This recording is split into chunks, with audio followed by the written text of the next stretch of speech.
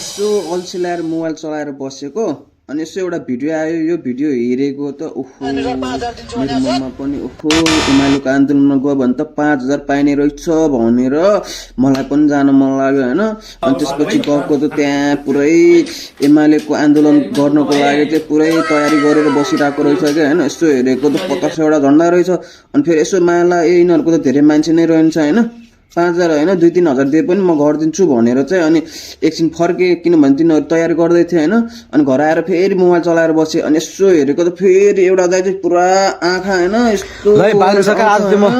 आन्दोलनमा आउँदिन म त जान्न तिमीले हिजो भन तपाईको सरले यस्तो गर्यो आँखामा बजारेपछि मात्र मेरो बुद्धि आयो आँखा बन्द भएपछि मेरो बुद्धि आयो त्यहाँबाट त मलाई डर आन्दोलनमा आउँदिन अनि त्यहाँबाट यत्रो आन्दोलन नसान्दोलन एमाले सेमाले गाड भागम भाग भनेर म पनि फुच्चुको लाएर घरै बसे गाई गए